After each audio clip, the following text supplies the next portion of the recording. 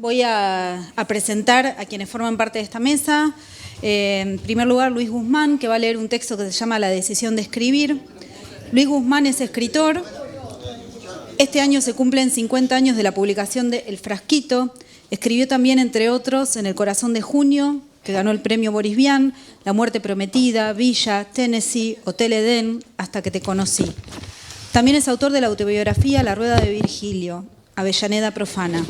Autor de varios ensayos, entre ellos La valija de Frankenstein, Esas imbéciles moscas, La literatura amotinada. Fue publicado en Brasil, España e Italia y ha recibido el Conex de Platino por su novela El peletero. Nora Domínguez, que va a compartir En estado de intemperie. Nora es doctora en letras, especialista en teoría literaria y en estudios de género, profesora consulta de la Facultad de Filosofía y Letras de la UBA. Fue directora del Instituto Interdisciplinario de Estudios de Género entre 2010 y 2017. Publicó El revés del rostro, Figuras de la exterioridad en la cultura argentina, De dónde vienen los niños, Maternidad y escritura en la cultura argentina y varias compilaciones. Actualmente codirige la Historia feminista de la literatura argentina, un proyecto colectivo en varios tomos cuyo primer título se publicó en 2020 por Edubim. Andrea Ostrov va a presentar el trabajo La cocina de la escritura sobre Antieros de Tununa Mercado. Andrea es profesora de problemas de literatura latinoamericana en la Facultad de Filosofía y Letras y es investigadora independiente de CONICET. Obtuvo el primer premio en el concurso nacional Ricardo Rojas, otorgado por la Secretaría de Cultura de la Ciudad de Buenos Aires en categoría ensayo literario. Quien va a comentar la mesa es Denise Pascuso, que es licenciada en Letras por la Universidad de Buenos Aires e investigadora en el área de literatura argentina y latinoamericana, radicada en el Instituto de Literatura Hispanoamericana. Participa en proyectos de investigación en torno al erotismo en la literatura latinoamericana y de literatura latinoamericana y visualidad, radicado en el mencionado instituto. Ha participado como expositora y organizadora de varios eventos académicos y de difusión cultural en la UBA, el Museo de Arte Latinoamericano de Buenos Aires, Malvaca, y la Biblioteca Nacional. Bueno, los dejo. Los y las dejo. Gracias. Bueno, buenas noches. Acá estoy por los amigos, ¿no? Muchas gracias. Y yo no sé si lo que escribí tiene sentido, tiene algo que ver con esto, pero ¿por qué pone cara? Ya empieza a poner cara, se empieza a censurar, no se puede, ¿viste? Y tenía que entrar en el libro de Tununa y empecé por una cuestión que me vengo planteando y después voy al libro de Tununa. Parece largo, pero yo leo rápido y escribo con letra 20, que si no... Cuando un escritor o una escritora decide escribir por primera vez, ¿cuándo? Por supuesto, la pregunta conlleva una pluralidad de respuestas. Comienzo por la que da Italo Calvino al diario parisino Liberación en marzo de 1984, sobre su libro Mundo escrito y mundo no escrito, porque su respuesta contradice lo que yo voy a plantear. Sobran los ejemplos donde se afirma lo contrario de lo que responde Calvino y que sitúan un momento de la vida en que empezar a escribir, para mí, es una decisión. Calvino le pregunta la pregunta ¿por qué escribe? Este responde: porque estoy insatisfecho con lo que ya he escrito y quisiera corregirlo, de alguna manera completarlo y proponer una alternativa. En ese sentido, para él, lo dice, nunca hubo una primera vez en que se pusiera a escribir. Escribir fue siempre un intento de borrar lo ya escrito y poner en su lugar algo que aún no sé si lograré escribir. También aclara y diferencia que corregir es interminable. Sí, mucho antes Borges ya lo anticipaba. Con los años uno aprende a corregir y que el texto definitivo pertenece a la religión o al cansancio. Calvino dice que quiere escribir sobre lo que sabe y que solo puedo hacerlo en la página escrita, donde espero capturar al menos algún rastro de un saber o una sabiduría que en la vida apenas he rozado y que enseguida he perdido. Sí, casi una paradoja, un dilema. Bueno, Calvino elogia la respuesta de Beckett, que a mí es la que más me gusta, por lo concisa. Beckett dice, no se hace otra cosa. Es posible que se trate de algo de eso. Primero se hace y después le encontramos o no un porqué. Aquí no se trata, por supuesto, de una motivación. Sí, esa escena en que el instante de la decisión es un mito o una invención. Es como si al escritor en algún momento le fuera necesario dejar constancia de cuando escribió por primera vez. Una decisión que va a comprometer su futuro, porque ya comprometió su presente y posiblemente hasta hipotecó su pasado. Lejos de ser un rito de iniciación, a veces suele ser una minucia, una insignificancia, pero más allá de su valor profético es fechar un destino o un designio. Es posible que a veces tenga el lugar de una anticipación adivinatoria. Lo cierto es que depende del cuento, de la autobiografía, que como sabemos, es tan mentirosa como verdadero. Dice Lezama Lima, este libro es autobiográfico hasta donde es posible. En los diarios los escritores, en su correspondencia, en algún reportaje, en alguna autobiografía, se pueden encontrar rastros, pistas, todos títulos de colecciones de novelas policiales, donde se trata de capturar ese instante donde el escritor dejó el testimonio, la huella digital de un destino premeditado. Otras veces existe una segunda ocasión que lo confirma. Retroactivamente, aquel mito fundante donde una anécdota mínima pasó a formar parte de lo que hoy se frecuenta como memoria de archivo. Sitúo ese mito más allá de una fecha, incluso de cuándo y cómo sucedió por primera vez. Quiero decir que el lugar otorgado a ese acontecimiento es arbitrario. Y muchas veces depende de cómo el escritor decide explícitamente situarlo en su vida. Me gusta entonces el título de un libro de Octave Manoni, Un comienzo que no termina. Esto para meterme con este libro, La letra de lo mínimo.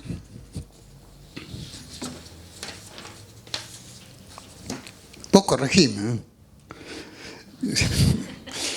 Perdón, ¿cómo es el título del libro de Manoni? Un comienzo que no termina. Gracias. Hay una lectura del texto Celdillas, en 1990, en La letra de lo mínimo, 1994. Dice Tununa, escribe, la escritura rastrea ese territorio, avanza con sus linternas y de pronto cae en una emboscada. Eso es lo que me pasó con el texto Celdillas, en estado de memoria. Creo encontrar entre estos dos textos, Celdillas y Letra de lo mínimo, algo del orden de la emboscada. Algunos de los conjuros imposibles de conjurar la caprichosa memoria que nunca responde a la linealidad del recuerdo ni a la escritura. Escribir, dice Tununa, es como conjurar los fantasmas del pasado y la muerte. Caja de escritura no es una casa, no es una caja, ni un útero, ni un féretro, ni una iglesia, ni una caverna de la especie, es un continente. Para el oficio de escribir, digo yo, para decirlo un poco pavesianamente. Cito este fragmento del libro Celdillas. La alineación de agujeros, idéntico a lo largo y a lo ancho y en la profundidad de una superficie con la consistencia mórbida del panal colmado y aún de aquel vacío de cosecha, me producía lo que di en llamar el efecto Celdillas. La sensación repentina de estar poseída por un deseo biológico irreprimible de morder.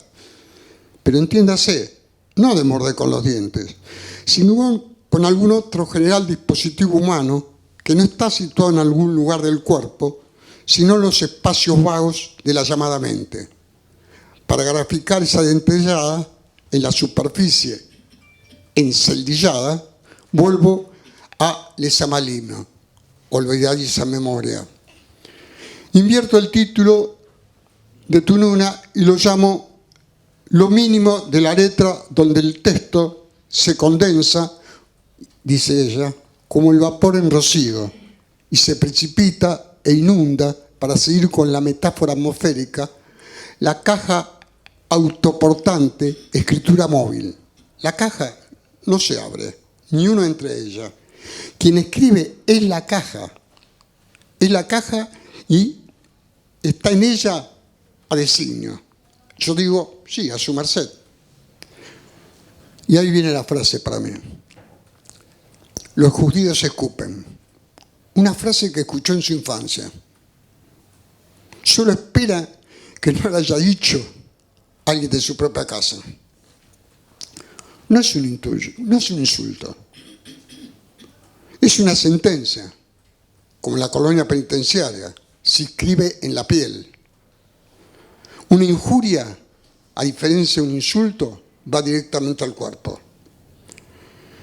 Esa frase modificó su relación con el mundo, que entonces era el barrio y la escuela. La cito. No lo sabía, pero la sentencia me llevó a ver a quiénes eran los judíos y ese fue el primer efecto concreto de una afirmación emitida sin ningún sentido de la responsabilidad por los daños que ocasionaba. A lo que se agrega una injuria sobre el padre, a quien le decían el negro mercado. A su juego de infancia se suma una muñeca negra, como en el tango, ¿no? Hay un tango que se llama Por una muñeca negra. A esta clasificación discriminatoria, negros y judíos, se agrega huellas de segregación que están, está escrito, que están en el olor de la piel y en el color. Los negros olían a Caatinga y los judíos olían a Pecas. La línea comienza a ser olfatera, no de cualquier cuestión, sino de las letras, de los apellidos de la compañera de la escuela. La primera es su compañera de grado, Aide Lips, que se sienta en el banco adelante. Continúa con Alicia Moskowski, del banco de atrás. No olfatea en cualquier lugar. En su libro, las iniciales, los apodos, los apellidos recuerdan la frase de Shakespeare: algo podrido olía en la Argentina. En Samovar quedan restos de esa escena. En un cajón, un libro con restos de fotografía, los campos de concentración esperando el momento en que yo los dejara salir en el ejercicio de escribir. Yo digo el ejercicio de escribir y la decisión de escribir. Cito: la escritura es una de las formas más extremas de la conciencia, porque es rastreo, mi desvelamiento, busca de la imagen corroída y confusa que se despliega sobre un trasfondo y que solo emerge cuando se la subleva, cuando se altera su estática, es decir, cuando se la escribe. En el ejercicio de escribir se cruza la sinestesia, ese ejercicio de los sentidos, esa educación sentimental. También cómo eludir las emboscadas que encontrás en celdillas. La cito: aquí y ahora, en este recinto o unidad constituida por mí misma y mis sentidos, no se produce un ver, es decir, en el ejercicio común de posar una mirada sobre las cosas, sino una idea de ver, que no pretende ver, oír, sino ver el oír, una mirada interior, más que una mirada, una actitud para armar el tablero radial de la conciencia sobre el que se aprenden en la ocasión los sonidos. Y aquí comienza a mover las letras, la brújula del tablero, entre celdilla y los adioses. Dice: una tabla de escritura es la que sirve de base para todos los cálculos de perspectiva del texto. Así se deposita el yo disfrazado de otros sujetos verbales y la carga de subjetividades diversas, vestiduras, todas cuyos dictados pues nunca se visten gratis, aprietan el cuerpo de la escritura. El que realiza el acto poético, dice Mallarmé, se suprime en tanto yo. Es decir, acá se está desprendiendo de las veladuras del yo. El texto Sedilla es una partitura musical. Dice, encerrada en ese espacio, que solo es real en su parcela de virtualidad, más que una construcción operativa mental para describir los efectos de la música de un estado físico, ahora veo lo que oigo. El movimiento, las sensaciones del sonido, las escuelas vibratorias, en los puntos de intersección deshechos, de pronto por las columnas sonoras. El color que se difumina, transparente y cargado de todos sus valores con que las escalas de la composición se suceden y declinan. Todo eso transcurre en el recinto de ver lo que oigo. Una secreta fábrica, un comportamiento separado del sentir corriente de los 5 sentidos, pero se abarca y subsumen, en condensación, por ahora, sin nomenclatura. He pasado mi vida en ese comportamiento de mi persona. El de siempre es de noche y la sucesión de negro al gris indica los tiempos inactivos a la espera de la luz. La luz se anuncia. Cavidad, la noche, y cavidad también mi recinto, ojos cerrados. Ambos guardan la misma incógnita. Una aloja al otro o coincide con él, en una superposición que la célula del ver lo que oigo ajusta a ese designio. Yo no sé cuándo Tuna Mercado se decidió a escribir. Me refiero a un momento fechado, ¿no? Sí puedo conjeturar que en esta escena se hizo escritora. La escritora escribe en celdillas. Un día después del regreso a la Argentina, decido rastrear a cualquier costo las zonas prohibidas de la memoria para ubicar el momento en que la superficie de la celdilla recibe la marca siniestra. Surge una palabra, hacinamiento. Pero a ella se le suma un efecto de una acción. La especie pulula es proliferante y por el corredor estrecho que me deja la conciencia, solo yo a paredes sobrelabradas, a bajos relieves vastos y densos, en los que la saliente y las entrantes parecen llamar al tacto por su morbidez. Pero el tacto se niega a lo que la visión define cada vez más en su verdad. Es larga la cita, pero está en el libro. Y es buenísimo. Los frisos que se muestran para el reconocimiento son las primeras imágenes por mi vista, y registradas hace más de 40 años en una fotografía de campos de concentración que archivaban mis padres. Cuerpos amontonados y muertos, cuerpos alineados entre las fosas llamadas con pertinencia fosarios, entrañas de una cámara de gas expuestas en un corte transversal. La puerta ha sido abierta. Columnas de un desfile militar nazi, los cascos redondos vistos desde arriba, encolumnados en su caja rectangular y cuadriculada.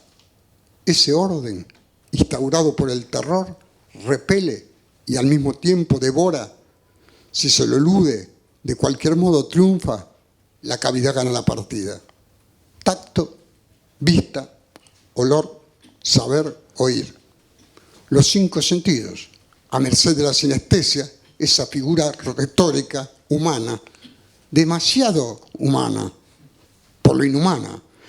Es, según el ejemplo citado, la celdilla perfecta del hacinamiento que encierra cualquier segregación, judío o negro. La letra espiritista. El primer texto del libro comienza con este título, Cristol de Razas, donde describe un patio cordobés que revela la intimidad de una escena familiar, su madre y sus tías.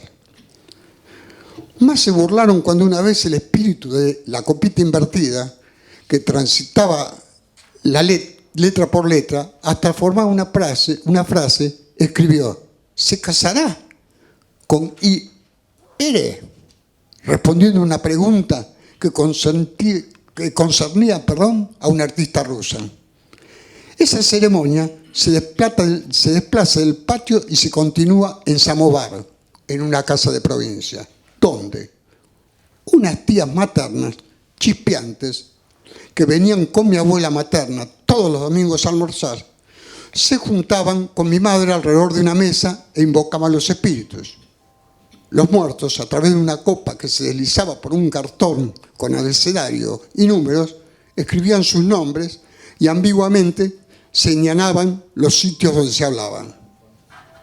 Chesterton, en su memoria, se refiere a un tablero similar y lo llama Ouija. La traducción es brújula, no me desagrada. En la palabra Ouija nos escribía, no había nada manifiestamente degradante, sino engañoso. Cuenta que en esa ceremonia escribió más de 5 veces una frase que le resultaba ilegible, ¿no? Chesterton, pero dejemos a Chesterton, ¿no? Digo, si no se vuelve muy largo, ¿sí? Entre nosotros, aquí, en un patio cordobés, una chica solo pregunta, ¿con qué letra se va a casar? Sin duda, con letras extranjeras a la novela familiar. No me casé con IR, sino con NJ, que fue el primer extranjero de mi generación. Sin duda, estaba escrito. Así, en francés, en alemán, la chica responde no.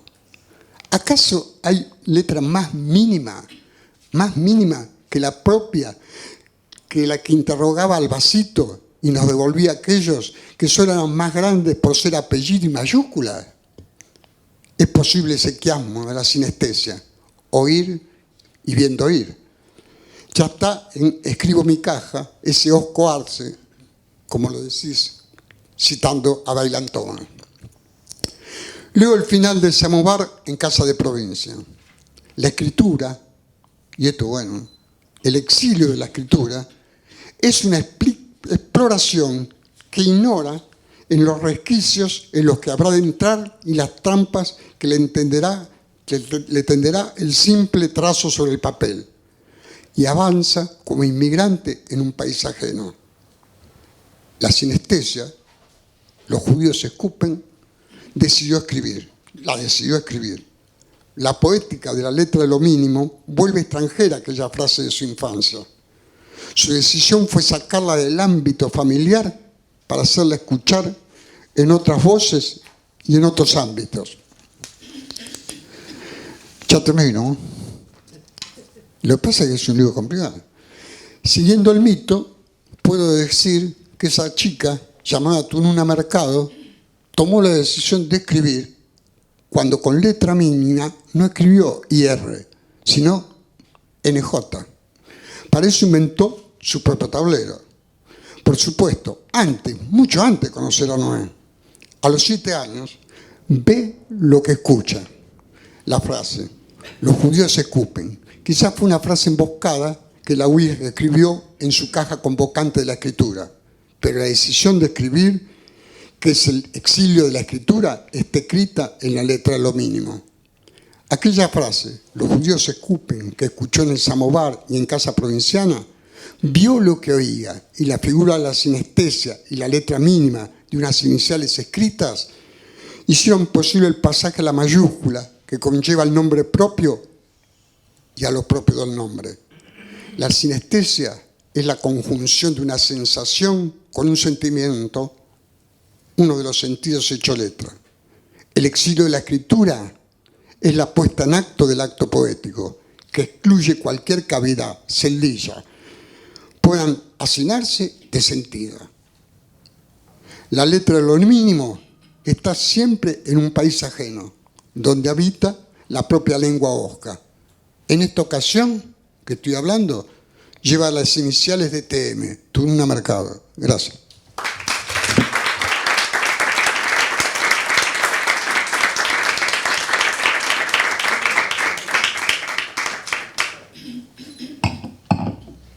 Hola, buenas noches.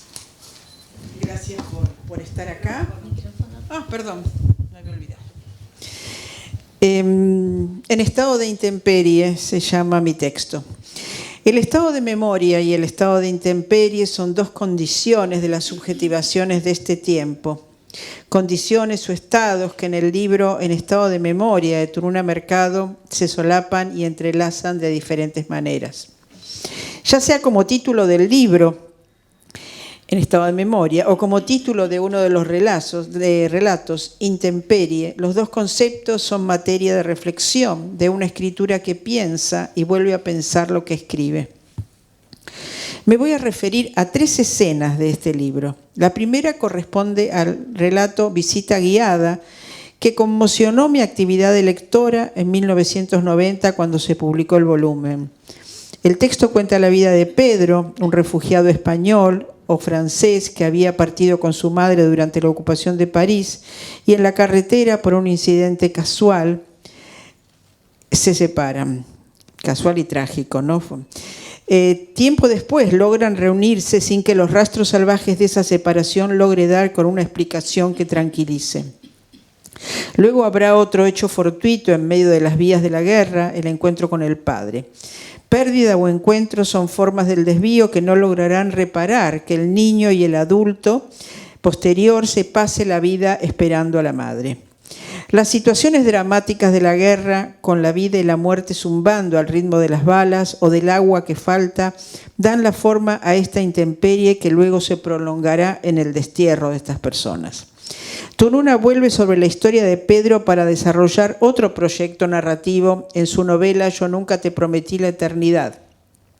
Aquí la historia se expande, lo familiar se abre a diferentes personajes, viajeros forzados a partir y finalmente afincados se imbrican las generaciones siguiendo los derroteros políticos del siglo, se ensayan modos de escribir y de traducir. La memoria es materia de relato, superficie donde voltear diferentes capas de sentidos. Como dice Mónica Zurmuch, la novela cuenta la historia mexicana, la argentina, la europea, la judía, pero también la guerra, el nazismo, los exilios y las escrituras que ellos producen. Yo nunca te prometí la eternidad resume todas estas claves y en este sentido compendia al siglo XX. Una novela sobre el siglo desde la perspectiva de los restos de estas voces e historias en un contexto de reelaboración o vuelta a vivir en otro continente. La segunda de las escenas corresponde al texto Embajada, que comienza con esa cita que se nombró en una de las mesas hoy de el general Menéndez está caminando, ¿no?, por las calles de Córdoba. Y trae la imagen de Laura Bonaparte, una madre de Plaza de Mayo, que portaba 6 carteles de sus familiares desaparecidos o muertos y como forma límite de protesta se encadenó a una de las columnas de la sede consular argentina en México. El estado de excepción que se vivía en la Argentina reprodujo miles de escenas similares donde unas mujeres dolientes transformaban el llanto político en la plaza pública en un grito colectivo. La escritura de Tununa se detiene y vuelve emocional ese evidente desgarro con esta escena fulgurante, dolorosa y paradigmática. La última de las escenas corresponde al relato Intemperie, donde el yo se fascina con el descubrimiento de un hombre que vive en la plaza. La curiosidad se detiene morosamente en el registro de esas acciones inauditas para el yo que busca entender cómo es vivir en ese estado de exterioridad e indefensión. El hombre pasa ante nuestra mirada entrando y saliendo de su refugio, entre comillas, deteniéndose sobre unas páginas, abandonando su sistema de resguardo y volviendo a la plaza. ¿Por qué elijo estas escenas? Porque construyen 3 imágenes de precariedad que hacen de la intemperie su forma relacional más acabada. Precariedad e intemperie, 2 conceptos estrellas de este momento de la reflexión teórica en sus costados críticos al neoliberalismo, se conjugan para dar cuenta o para que hoy podamos seguir leyendo estas 3 situaciones. La de los exilios y migraciones derivados de las trágicas situaciones políticas del siglo XX, la de la Segunda Guerra y el Holocausto replicadas en la violencia estatal del Estado terrorista argentino y su producción siniestra de desapariciones y muertes, es decir, una intemperie de la política y por último, una intemperie como efecto de la pobreza y la marginalidad. Tenía una nota que cualquiera de estas escenas y sus personajes tienen un espejo en la actualidad. Digamos, ese tipo de migrantes por los exilios ahora se transformaron en otro tipo de migrantes con otras desprotecciones. Las matanzas de cuerpos de mujeres o travestis también revelan una deriva del género de estas cuestiones de la intemperie y de la precariedad.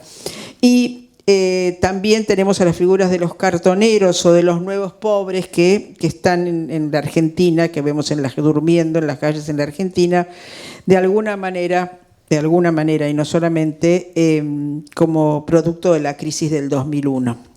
Que esa crisis no estaba en el libro de Tununa, ¿no? Era lógico, era de 1990. 3 maneras escalonadas de contar los límites de lo humano, donde las vidas, las bios de estos personajes de consistencia real enfrentaron torsiones que desplazan sus cuerpos hacia las zoes. 3 relatos al mismo tiempo sostenidos en el dibujo espacial de unos cuerpos exhibidos en la lucha por la vida que encaran y que se dirimen en una ocupación exterior de lugares que no les son propios y en una puesta fuera de las subjetividades dañadas. Hay allí, en ese modo de construcción, una política de los espacios y una política de los cuerpos. En 1990, Mercado daba a leer esas historias atadas a su propio estilo mexicano, fraguados en el trabajo memorioso de personajes, acentos, tonos, ropas, sueños, recuerdos fragmentados. Era un momento donde predominaban los estudios sobre la memoria, cobijados al calor de las elaboraciones históricas, psicoanalíticas o políticas sobre la dictadura y la posdictadura, el desarrollo de reconstrucción personal y colectiva de los familiares de las víctimas de muertes y desapariciones, las políticas de las organizaciones de derechos humanos. Sabemos que la literatura y otros lenguajes como el cine y el teatro generaron infinidad de textos ficcionales, no ficcionales y testimoniales que nutrieron esos modos de elaboración de estos traumas y dispararon sus capacidades de representación hacia los lindes de unos imaginarios profusos que aún hoy siguen inventando ficciones. En Estado de Memoria, La letra de lo mínimo y Narrar después estaban en sintonía con ese modo de escribir y modo de leer que le era contemporáneos. No hablo de respuestas fieles ni conciliaciones simétricas, nada más alejado de la propuesta estética de Tununa, entregada al movimiento de la prosa, la búsqueda de vibraciones indirectas u oblicuas. Sus textos no son respuestas a teorías del momento, van siempre por un andarivel cercano que llama a su época, pero que desvía los sentidos difundidos o cristalizados que el lenguaje de los medios propone. Sin embargo, no hay coincidencias posibles, entre esos planos, sino una resonancia y luego una inmersión en la materialidad de la letra y en sus propios desvíos. Sin embargo, si tomo estas 3 escenas del libro, aparecen también otros contactos de reflexión teórica que nombré en un principio. A partir de los años 90, o un poco después y durante este siglo XXI, la precariedad se ha convertido en un horizonte insuperable de nuestro tiempo, una condición del neoliberalismo, lo llaman algunos, y ha nutrido elaboraciones filosóficas, políticas, de crítica cultural y feminista. Voy a pasar, pero hay muchísima producción alrededor de esto, desde Agamben, Foucault, Roberto Espósito, Judith Butler y demás. Trazos de estas formas de vulnerabilidad, pérdida y precariedad ya eran parte de los movimientos de la prosa de Tununa Mercado y de otros escritores. Por nombrar solo una, amiga de Tununa, Diamela El Tit, también había un personaje en la calle, ¿no? Alguien que hacía de la calle su lugar de vida y de permanencia. Podríamos pensar que Tununa se adelanta a esta modalidad de lectura, no porque le interese participar de una especulación conceptual, sino en el sentido en que una forma literaria se hace cargo, trama con ella, vibra o anticipa, como en un laboratorio, los sentidos que andan por allí transitando, diversos lindes y deslindes, flancos inesperados, acentuaciones inéditas, o como sujetos contemporáneos de Tununa y sus textos y de nuestros actuales esquemas conceptuales, percibimos estas latencias del pasado que nos habla. La prosa reflexiva de Tununa nos dice, voy a leer una cita, en Intemperie. Vivir a la intemperie no depara las satisfacciones ni los desengaños de lo que se cumple o no se cumple en el transcurso.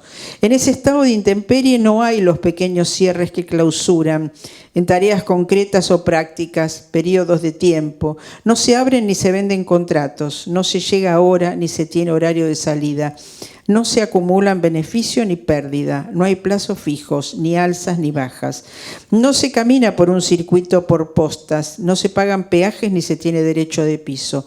Y sería infinito enumerar todo lo que no se acaba, no se cumple ni tiene lugar en el lugar de la intemperie. Fin de la cita. Esta intemperie carece de formas de medición, es el lugar de la escasez del tiempo administrativo. La prosa abunda en las formas del no y de esa manera cerca una detención del tiempo, una morosidad de la lectura que sigue ese procedimiento formal que enumera las formas del no para acentuar el no progreso de los hechos y la vida. Los tres relatos que mencioné trabajan también con formas del testimonio y la voluntad de documentación, pero de otra manera. En Intemperie, el impulso testimonial falla, choca contra la impotencia que constata la narradora, que reconoce hacia el final no poder avanzar en la documentación de esa vida, de las razones que llevaron a este personaje Andrés a vivir en la plaza. Su sistema conversado de averiguación llega a un punto, no puede avanzar, los códigos conversacionales no fluyen y finalmente conversar con él se le vuelve cada vez más difícil y abandona los encuentros y la prosa. Si bien los tres textos elegidos son textos sobre la precariedad como forma de estar en el mundo, Embajada y Visita Guiada traman otras historias. El yo se enfrenta a un orden testimonial más fuerte, donde el registro de las escenas, de los personajes, de los actos, dan cuenta de una época, de un tiempo que es compartido con la narradora. Tanto la historia de Pedro como la de Laura Bonaparte funcionan como núcleos narrativos a los que se llega o se sale a través de un engarce con otras escenas o historias. En Visita Guiada, el texto ofrece otros datos. La posición actual del Pedro adulto entre el conjunto de los exiliados españoles o latinoamericanos en México, su relación estrecha con ese grupo. Luego el texto divaga hacia las visitas de la familia a la casa de Trotsky que la narradora y su familia realizan durante su permanencia en la ciudad.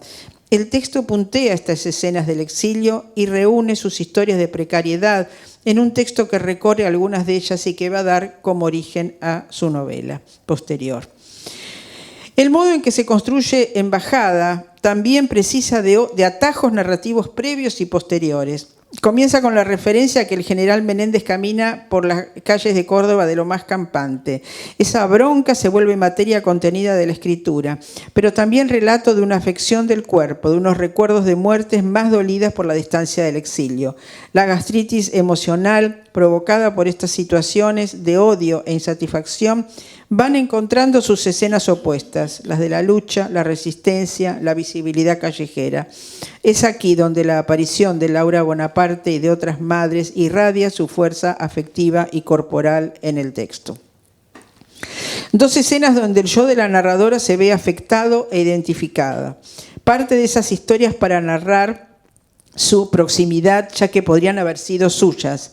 Se dice en Visita Guiada: no sé por qué haber repetido tantas veces ese paseo, por su jardín, el jardín de Frida, y sus recámaras, hasta concluir en el taller de Frida, sino fue también para buscar las trazas de mi fundación, por así decirlo, Guerra de España, Guerra Mundial, nazismo, campos de concentración y también estalinismo, policías secretas, confesiones abyectas, derrotas y esperanzas, y ese halo de aquellas derrotas y esperanzas y ese halo de aquellas décadas en las que nací y crecí. Cada vez que yo entraba en esa casa, la primera de la calle Viena, la segunda de la calle de Allende, las dos en Coyoacán, sentía que ingresaba en una muy lejana e imaginaria casa paterna que saltando las décadas transmigraba para cobijarme. Fin de la cita. En cambio, en Intemperie, su condición de precarizada no logra asimilarse a los acentos de vulnerabilidad del personaje de la plaza. Hablar con Andrés se hacía cada vez más difícil, dice. Parecen estar fabricados con otras notas que conducen a la separación, el no entendimiento y el retiro de la plaza, aunque la escena le produzca un ramalazo del texto y clame por ser escrita. Voy a leer otra cita larga. El interés por el hombre de la plaza me ponía, sin yo quererlo, en un estado de excepción, o por lo menos de emergencia, producía en mí una emoción literaria en el sentido más lato, la que se siente cuando en un texto uno se tropieza con una revelación contundente acerca del ser, y esa revelación, erigida como un límite, ensancha la conciencia del desamparo y afina la percepción sobre la muerte, sobre el sentido de la muerte. Todo el primer haz de páginas de este relato, hasta el momento en que empiezo a hablar del hombre de la plaza, guardaba una estrecha relación con mi regreso a la Argentina. Escrito en Buenos Aires, casi siempre a partir de las 10 de la mañana, y luego de regresar de la plaza con el perro agotado y desagotado. Fue proseguido en México. En un viaje por 2 meses, de pronto el escrito se detuvo, en coincidencia con la preocupación por el hombre. No sabía cuál era mi intemperie y no podía saber, por lo tanto, cuál era la suya. Y además, esa inquietud por su presunta decisión de intemperie se ofrecía con tanta naturalidad para la escritura que entré a sospechar de ella. No fuera a ser ahora que convirtiera a la intemperie inclemente del hombre en un tema literario, cuando mi decisión había sido hacer de este relato una catarsis despojada de toda vanidad. Fin. La precariedad de quien escribe y la del hombre de la plaza son de distinto tipo. La afección es genuina, pero diferentes sus posiciones. Los ramalazos de la escritura no logran sellar las preguntas radicales desde una ajenidad irresuelta. Un cuento de imágenes y escenas recortadas donde el yo se retira sin decirlo todo, dejando costados sin suturar, como toda escritura que ha sido invadida por la fuerza del otro, sea un sujeto precarizado, un personaje perdido o una voz que se abandona a la intemperie. Así Tununa camina entre épocas, los 70, los 80, los 90, y narra los registros pasados o inminentes de lo que estaba o está llegando. Una adenda y con esto termino. Hay otras maneras de captar las vibraciones de la época cuando vivimos el ruido de los cuerpos marchando y sumamos los nuestros a estos contactos. Guardo 2 escenas de Tununa en la calle. Las 2 en ocasión de las marchas de Por Ni Una Menos y por la ley de legalización del aborto. Las 2 veces Tununa estaba sola. Una en Avenida de Mayo, en la mesa de un bar, atenta a los que pasaban para entregarse a los abrazos casuales. La otra sentadita en uno de los bancos de la Plaza de Mayo. Evidentemente se había largado sola hacia esos lugares y calles de la polis a reclamar y sumarse a la alegría de las marchas, segura también de que daría con los rostros amigos. Tununa en otra plaza tan feliz y tan atenta a la felicidad de la lucha y del compañerismo gritón. Leí cada libro de Tununa con mucho placer, curiosidad e interés intelectual, pero cierro con estas escenas que reiteran la ávida atención, su ávida atención por la actualidad política y sus ganas permanentes de estar allí donde una injusticia precisa ser gritada. Nada más.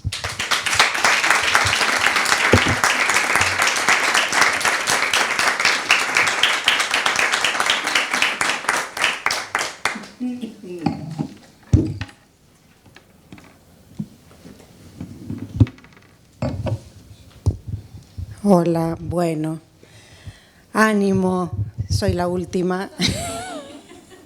Y como soy la última, voy a ser muy breve. Son 4 hojas, así que tranquilos, ya terminamos.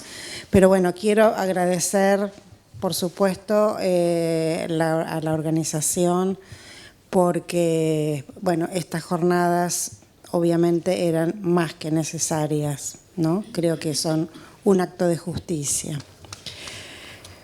Bueno, mi trabajo se llama La cocina de la escritura sobre Antieros de Tununa Mercado. A modo de epígrafe, Canon de Alcoba propone una definición de los sustantivos que conforman su título. Canon, composición musical caracterizada por la fuga y repetición perpetua de las voces, pero también norma, precepto. 2 acepciones vinculadas con sentidos claramente opuestos y contradictorios. Si más allá del aspecto musical apelamos a la dimensión desestabilizadora de una línea de fuga en sentido deleuziano respecto de lo canónico. Me interesa proponer precisamente esta tensión semántica como clave de lectura de Canon de Alcoba, específicamente del relato que abre el libro, Antieros. Antieros es una receta o un manual de instrucciones sobre la forma correcta de realizar las tareas domésticas, donde proliferan, como corresponde a este tipo de textos, los infinitivos con valor imperativo.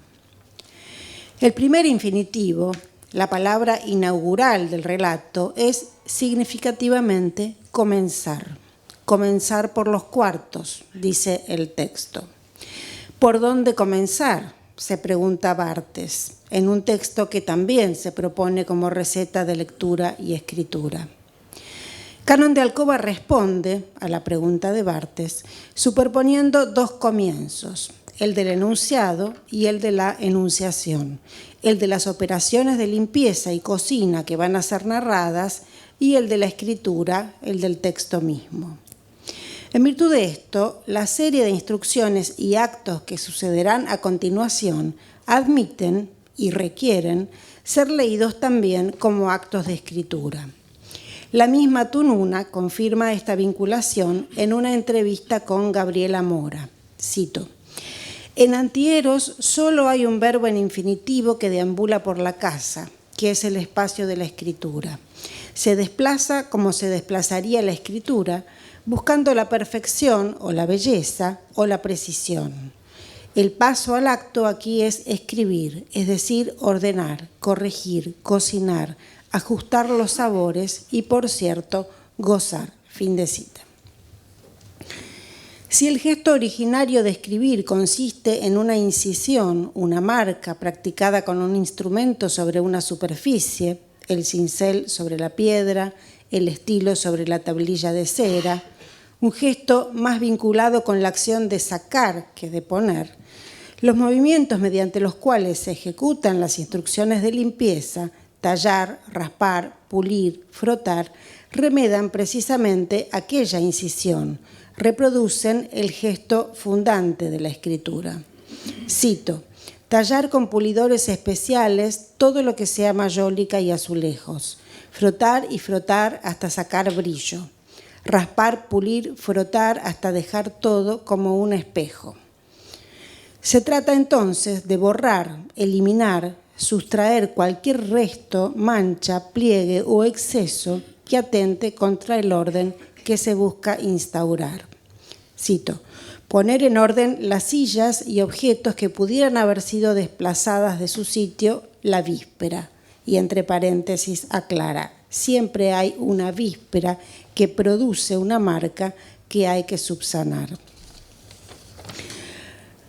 Continúa la receta: reubicar, ordenar, dar cierta armonía a la disposición de los objetos, tender la cama con las sábanas bien estiradas, entre paréntesis, el pliegue es un enemigo, dar forma a los cojines, regar las plantas sin desparramar agua.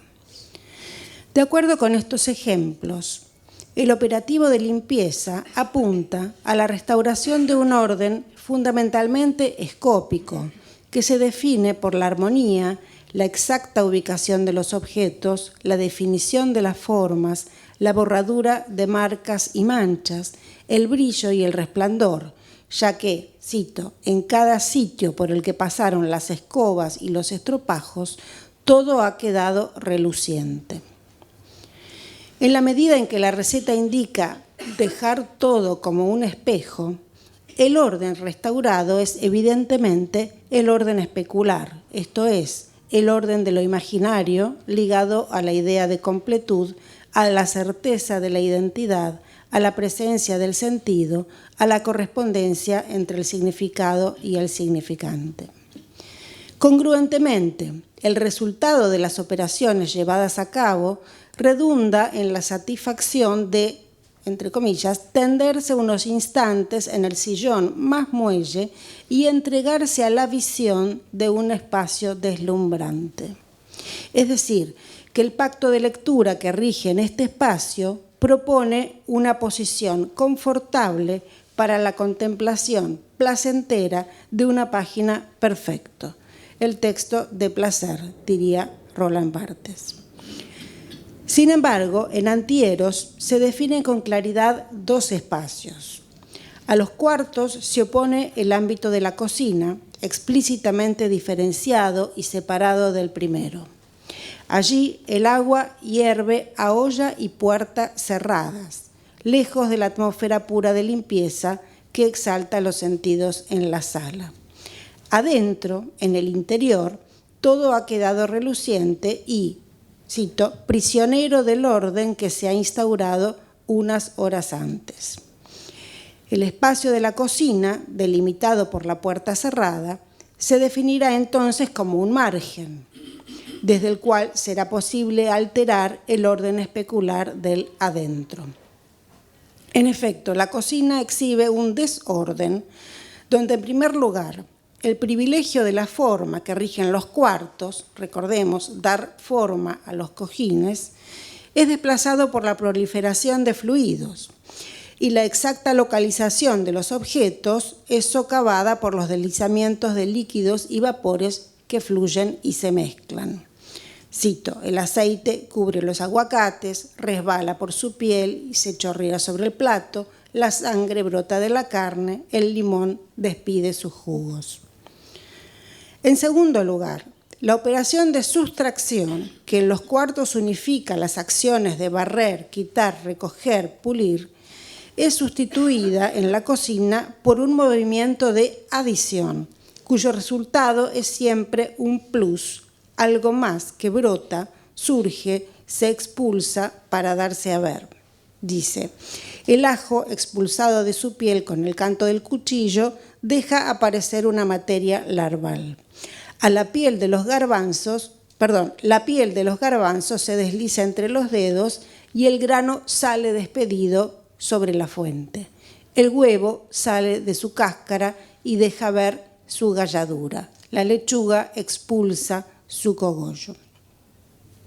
Finalmente, la dinámica de la mezcla y de la fusión que se despliega en la cocina da como resultado no la restauración, sino la transformación.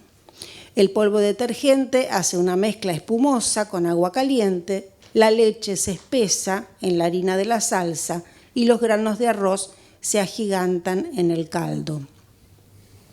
Congruentemente, en este ámbito, no se trata ya de contemplar un espacio reluciente desde la comodidad de un sillón, sino de, cito, percibir con absoluta nitidez el ruido de la transformación de la materia.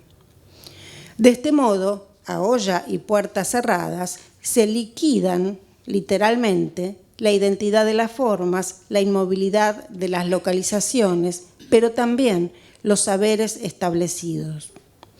En efecto, si el sabor constituye el saber propio de la cocina, en Anti-Eros ese saber hegemónico se subvierte en la medida en que el sabor deja de ser la categoría que organiza y jerarquiza el dominio de lo comestible. Se propone, en cambio, un saber otro, que sustrae los objetos de la finalidad que les prescribe un determinado orden discursivo y desterritorializa funcionalidades y clasificaciones. Cito, saber, por ejemplo, que una berenjena, como en el viejo cuento, puede estar arrinconada en el fondo como bola de toro de exportación, que las zanahorias pueden tener un destino fálico, arrojadas a la puerta de un lupanar y recubiertas de un opaco preservativo, que los pepinos pueden servir a la muchacha de las historias inmorales en sus ceremonias narcisistas. Fin de cita. Este saber contestatario, desterritorializante, que perturba el orden naturalizado de las cosas, como en el viejo cuento o como en las historias inmorales, es precisamente el saber del texto. Voy a citar ahora a Derrida. Lo que yo llamo texto, sostiene Derrida, es lo que inscribe y desborda los límites del discurso. Tal texto se encuentra donde quiera que ese discurso y su orden, entre paréntesis, esencia, sentido, verdad, querer decir, conciencia, idealidad, etc., son desbordados, es decir, colocados en posición de marca, es decir, remarcados. La escritura del texto se propone entonces como una cierta remarca. Precisamente, en la cocina, el imperativo ya no es borrar, quitar, sustraer, sino por el contrario, remarcar el propio cuerpo, volviéndolo superficie textual. Cito: cubrir con un poquito de aceite los pezones erectos, rodear con la punta del índice la aureola y masajear levemente cada uno de los pechos. Con el mismo aceite, untarse la curva de las nalgas, las piernas, las pantorrillas, los tobillos, hendiduras de diferentes profundidades y carácter, depresiones y salientes. El orden deslumbrante de los cuartos reduplica la página perfecta a partir del borramiento de toda marca en virtud de una sintaxis, es decir, una disposición conjunta de los elementos que organiza correctamente el espacio y, en términos de Barthes, copia la lengua en su estado canónico. Establece entonces un discurso sin repliegues, recordemos que había que estirar bien las sábanas porque el pliegue es un enemigo, sin derroche, el texto dice calcular los movimientos para economizar el máximo de tiempo posible, sin diseminación, regar las plantas sin desparramar agua. El principio de sustracción que rige en este espacio instaura un orden de cosas que debe mostrarse como producto acabado, un ordenamiento que oculta, que disimula el proceso de su propia producción. Allí el cuerpo que se encargó de restablecer el orden se mira en el espejo de la vitrina justo antes de salir de la sala, es decir, se aprende como imagen ya constituida y refrenda, por lo tanto, el orden de lo imaginario. En la cocina, en cambio, los gestos de inscripción son exhibidos para mostrar no un producto acabado, perfecto en sentido etimológico, sino el proceso, la cocina de la escritura. Por lo tanto, el cuerpo no es mirado, sino untado, remarcado por las mezclas que la piel ha terminado por absorber. Quien abre la puerta de la cocina atraviesa, literalmente transgrede, un umbral, habilita una línea de fuga que desterritorializa el orden especular de los cuartos, el orden del discurso. En función de esto, la receta ya no recomienda contemplar el cuerpo en el espejo de la vitrina, sino probar una y otra vez los sabores, rectificándolos, dándoles más cuerpo, volviendo más denso su sentido particular. Oler la oliva y el comino, el caraguay y el curry, las mezclas que la piel ha terminado por absorber, trastornando los sentidos. Trastorno, desorden, que se escribe en la cocina o se cocina en la escritura y que en tanto remarca o repetición desenmascara lo que aparece como simple exterioridad del lenguaje, como efecto naturalizado del discurso, trastornando los sentidos del canon, esto es, oponiendo a la fijación de la norma el movimiento de fuga. Gracias.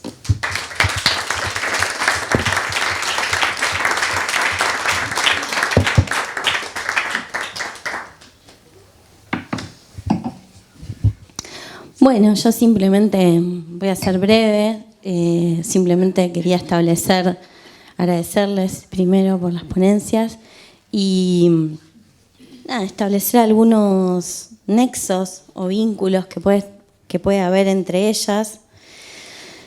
Me llamaba la atención que, tanto en los tres trabajos hay un interés por la escritura que comparten con la propia Tununa, ¿no? Que se demora en pensar la escritura misma. En Luis y en Andrea hay un interés por la idea de escritura y por los comienzos, digamos, ese mito de origen que plantea Luis, ¿no? Esa idea de imaginarse en qué momento el escritor empieza a escribir, ¿no? Y en qué momento eso aparece documentado. Y en esa que él incluso imagina, ¿no? Que es en Celdillas, conjetura, que es ahí en Celdillas donde ella efectivamente se convierte en escritora. Y ese inicio se relaciona con ese comenzar que mencionaba Andrea, ¿no? Citando a Barthes también, ¿no? Por dónde comenzar, y que coincide con el infinitivo de Antieros. Por un lado eso, y por otro lado, bueno, cuando Andrea habla de la homologación, ella plantea una homologación de la escritura y las operaciones domésticas, y que eso construye una economía escrituraria que organiza los cuartos, pero también la página. Y aparece la idea de, en ese momento de la cocina, digamos, en esa diferenciación de los espacios, el espacio del adentro de los cuartos y el espacio de la cocina, donde aparece ese saber, ¿no? Que mencionabas recién, que es el saber propio de la cocina y a la vez el saber del texto. Interesante en ese planteo de ser contestatario y desterritorializante, ¿no? Que perturba el orden de las cosas, ¿no? Definido allí como saber del texto. Y bueno, casualmente Luis hablaba de, cuando citaba a Calvino, hablaba de saber también, ¿no? En el sentido del no saber, de que en realidad la motivación de Calvino era escribir porque no sabe, ¿no? En el afán de búsqueda de un saber, justamente. Bueno, y finalmente el otro eje que pensaba era el eje de la espacialización, ¿no? Y que existe en el trabajo de Andrea y también existe en el trabajo de Nora, donde, si se quiere, se puede trazar ahí un relato, ¿no? De el adentro de los cuartos con el orden y el pliegue enemigo, es decir, una escritura sin repliegues. Luego el margen, ¿no? La cocina como el margen, como el desborde, como lo que se remarca, como lo que se desordena, ¿no es cierto? Y me interesaba pensar la intemperie, ¿no? Como una tercera instancia que ustedes mismas, tal vez sin saberlo, se podría, ¿no? O yo estoy construyendo, tal vez hay un itinerario donde, bueno, ¿cómo pensar la intemperie? Que, si se quiere, tenemos adentro, tenemos margen, y la intemperie como el afuera más absoluto, ¿no? Entonces, ¿cómo funciona allí el saber del texto? ¿Cómo se escribe la intemperie, ¿no? Y me parece que ahí Tununa en sus textos y Nora en sus lecturas trató ahí de describir ese operar de la escritura en la intemperie, ¿no? Y pensaba que me parecía muy interesante cuando ella habla de construcción, que, si se quiere, también dialoga con Andrea en eso, en la construcción de una política de los espacios y una política de los cuerpos. Y también la idea de el problema del tiempo en la escritura de la intemperie, cuando ella narra esa intemperie donde no hay marcas temporales. Entonces no hay una dificultad o sea, un espacio de un afuera absoluto, pero además una caída en un no tiempo, ¿no? Y la dificultad de ese yo que narra, cómo narrar a ese otro, que en un momento hasta incluso se equipara, ¿no es cierto? Es como una intemperie, no sé cuál es la intemperie de ese hombre y no sé cuál es la mía, dice la narradora, ¿no? Entonces, bueno, un poco esos comentarios por si quieren ampliar algo y bueno, esa idea, ¿no? Esa especie de relato que que Bueno, armaron yo juntos. pienso que es al revés. Quiero decir de que uno no puede escribir la intemperie. La intemperie lo hace escribir a uno. Digamos, ¿no? Me parece que uno escribe intemperie y que cuando ella habla de memoria, siempre va a hablar de una memoria agujereada. Por eso ella, cuando pasa de la celdilla y en estado de memoria, ella está escapando todo el tiempo a algo que la encierre, ¿no? Porque lo que me gusta, la verdad que yo no había leído mucho, pero ni a mí mismo me leo.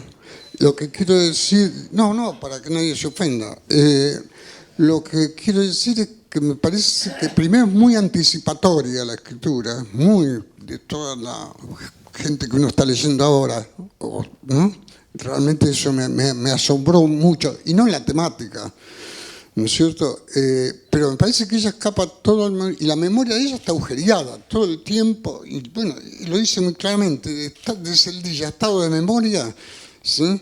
¿No es cierto? Me parece que es claramente. Y después aparece el problema que marcan ustedes de la extraterritorialidad, digamos, y de los espacios, ¿no es cierto?, de la cocina, digamos, ¿no? Pero la escritura, no sé dónde se refugia, digamos, ¿no? Yo creo que uno escribe porque eso es lo que me gusta del texto de ella, que como dice Nabokov, no hay demonio en el mensaje. Yo no encuentro demonio en el mensaje. En todo caso, es lo que uno lee a posteriori, ¿no? Pero eso no está nunca, digamos, puesto como ideología, ¿no es cierto? En ella no está puesto como ideología, y eso me parece a mí que realmente es muy bueno.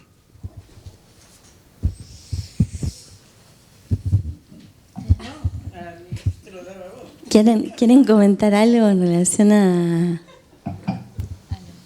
lo que planteé? ¿Acá había un comentario?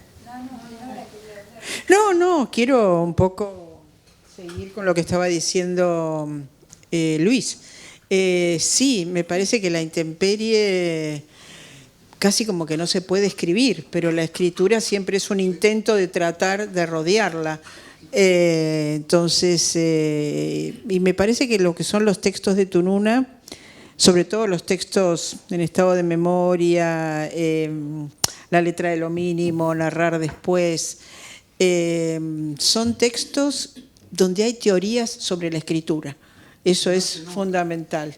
No sé qué decir, no está aplicado. No, aplicado no, está trabajado, ¿no? Y vuelta a trabajar, sí. Y entonces la intemperie me parece que es uno de esos lugares que se plantea que voy a hablar sobre la intemperie, pero nunca puedes cerrar qué es la intemperie, ni en esos personajes que ella escribe para poner ahí, ni en las vueltas de la escritura en las que trata de ir definiendo esto, ¿no? Sí, me parece que, bueno, Canon de Alcoba, yo me concentré en Antieros, pero todo el libro es una reflexión sobre la escritura, me parece, ¿no? Y sobre todo sobre los efectos de la escritura, fundamentalmente, bueno, es un canon de Alcoba, es decir, en los cuerpos y en las prácticas eróticas. Pero a mí me da la impresión, por esto digamos, de la intemperie, que acá tiene tanto peso en la lectura de Nora, que a partir de Canon de Alcoba hay un salto, ¿no? Canon de Alcoba es, bueno, el título mismo lo enuncia, ¿no? Fundamentalmente son escenas que transcurren, hay algunas excepciones, por supuesto, pero casi todos los relatos transcurren en el espacio cerrado de la alcoba, ¿no? Entonces, no aparece esta dimensión de intemperie, salvo justamente en el texto que es una escena en el mercado en Ciudad de México, donde hay un ganchito, una mano que asoma por la alcantarilla. Espejismos creo que es, ¿no? Es uno de los espejismos. Sí. El otro que es el hombre que se pasea por arriba de un puente. Bueno, es justamente la intemperie aparece en esa sección, fundamentalmente. Pero, digamos,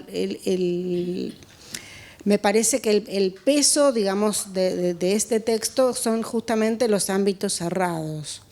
Y que a partir de, como si Canon de Alcoba cerrara un poco, ¿no?, esa dimensión, y después en los textos subsiguientes aparece la dimensión de la intemperie con mayor peso, ¿no?, con más explícitamente.